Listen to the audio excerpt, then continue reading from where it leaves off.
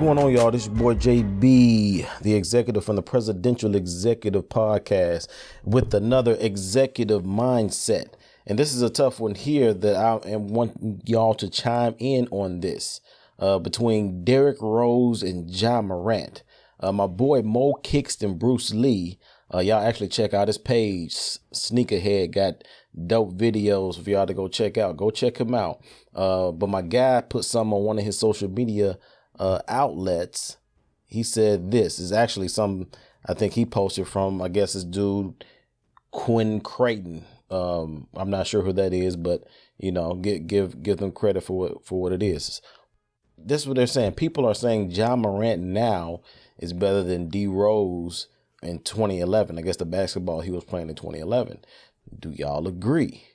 And I was just looking at this picture, man. Like D Rose is like, they literally photoshopped his head of how he looked now on his MVP year holding the MVP trophy. I'm like, why didn't you just get a picture of him actually holding his MVP trophy in 2011? Because he did not have those dreads. He was pretty clean cut and stuff back then. But anyway, that's neither here nor there. But let's just look at the seasons here Derrick Rose had in 2011 with the Chicago Bulls. They had the best record in the league. I think they won 62 games that year. In his MVP year, Derrick Rose averaged 25 points, 4.1 rebounds, 7.7 assists, 1 steal, and 0.6 blocks on nearly 45% shooting, 33% from the three-point line, and 86% from the free throw line.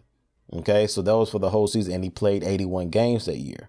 So Ja Morant this year, the 2021-2022 season, I think it's safe to say, or not even safe to say, it's just mathematically impossible for him to play as many games as D Rose did that year, because Ja's already missed 10, 11 games already this year. But pretty much at nearly 30 games right now, he's averaging, pretty much the same, like 25 points, a little bit more rebounds, 5.7 rebounds, 6.7 assists, 1.4 steals, 0.4 blocks on.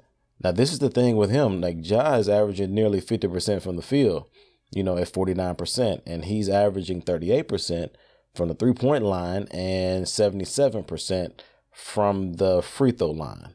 And so, and the Grizzlies are, at this point in time when this coming out, they're, the hottest team in the league on a 10-11 game win streak.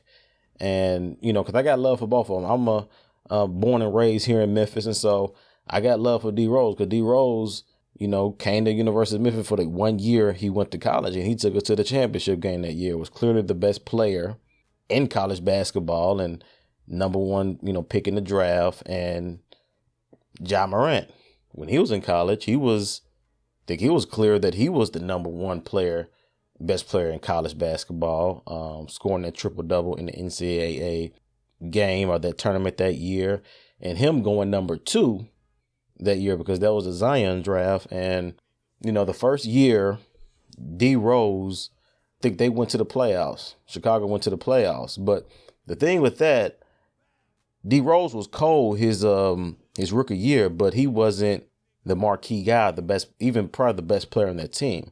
That year, the best player, I believe, was Ben Gordon. I think he was leading the team in scoring, 3-point, field goal percentage, defensive numbers and stuff like that. So Ja's first year, Memphis didn't make the playoffs.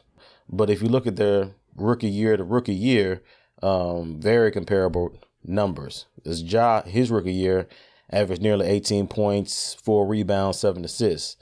Derrick Rose, his rookie year averaged 17 points, 4 rebounds, 6 assists. So I think that the actual post, it has some real merit to it, because I believe they are very comparable. Now, who's to say if Ja is going to get the MVP? I don't really think that matters, just because the MVP is pretty much a political award. And we all know, people that watch hoop, we know that in 2011, Derrick Rose wasn't the best player in the league. You know what I mean? Like, he was up there. You could probably even put him in that top 5 for that year and stuff and how he was playing. But we know he wasn't the best player, but he was the best player on the best team.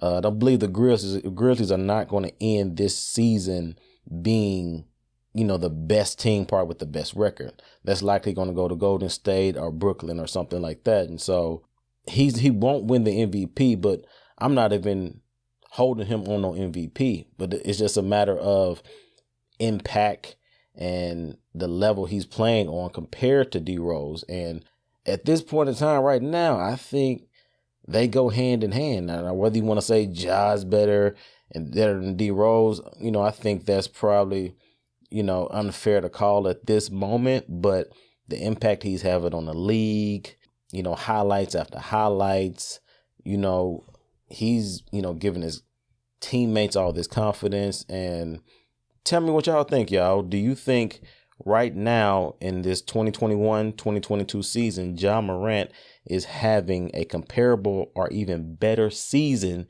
than what D Rose had in 2011? I just gave you the numbers. The numbers are pretty comparable. So now we're just looking at the eye test. And so if you look at the eye test, for me, I have to make an executive decision here. At the moment, at the time right now, I got to give it to D Rose. But we may revisit this here in about 2 or 3 months, and we'll kind of see how it goes. So, y'all, don't forget to like, share, and subscribe to the Press X TV. And also go ahead and like this video right now and let me know what you think.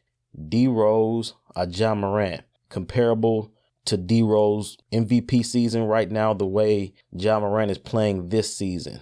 Let me know. Comment. Let's go.